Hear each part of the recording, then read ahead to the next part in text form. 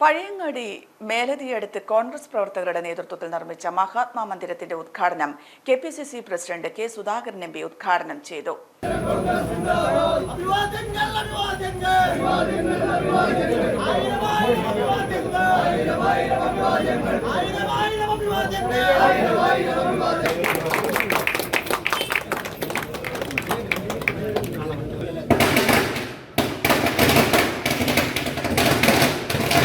അടുത്ത നിയമസഭാ തിരഞ്ഞെടുപ്പിൽ കേരളത്തിൽ UDF അധികാരത്തിലെത്തുമെന്ന് ഉറപ്പാണെന്നും പിണറായി വിജയനെ പോലെ വിഡ്ഢിയായ ഒരു മുഖ്യമന്ത്രി കേരളത്തിൽ ഇതുവരെ ഉണ്ടായിട്ടില്ലെന്നും കെപിസിസി പ്രസിഡന്റ് പറഞ്ഞു.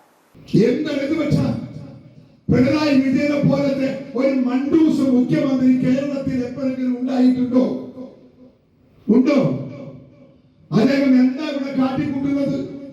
കള്ളപ്പണം ഉണ്ടാക്കി സ്വർണ്ണ കള്ളക്കടത്ത് നടത്തി BJPയുടെ ഗവൺമെന്റിനെ സ്വാധീനിച്ച് അവിടെ നിന്നുള്ള അന്വേഷണം ഈ കടന്നു വരാതെ അദ്ദേഹം ഈ രാജ്യത്ത് കോടികൾ ഉണ്ടാക്കി ഭാര്യക്കും മക്കൾക്കും ആണിനും പെണ്ണിനും ഒക്കെ കോടികളുടെ സമ്പത്ത് ഉണ്ടാക്കി വെച്ച കേരളത്തിലെ ആദ്യത്തെ ഒരു മുഖ്യമന്ത്രിയാണ് ശ്രീ പിണറായി വിജയൻ എന്ന് ഇവിടുത്തെ കമ്മ്യൂണിസ്റ്റുകാർ ഓർമ്മിക്കണം.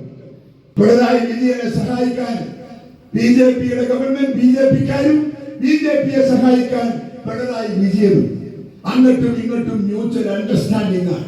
മഹാത്മാ മന്ദിരത്തിലെ കെ കരുണാകരൻ സ്മാരക ഹാൾ കെപിസിസി general secretary advocate Sony Sebastian ഉദ്ഘാടനം ചെയ്തു.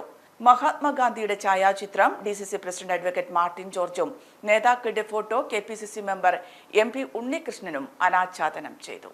K രാമദാസ് ഉദ്ഘാടന ചടങ്ങിൽ അധ്യക്ഷത വഹിച്ചു. VV Vijayan, advocate K Brijesh Kumar, V Rajan, NG Sunil Prakash, SKP Sakkariya, Sudheesh Kadannappally, U Ramachandran, Jose Kavunchal, KV Vijayan, M Rajeev തുടങ്ങിയവർ സംസാരിച്ചു. Global lab medical laboratory, Pazhayangadi.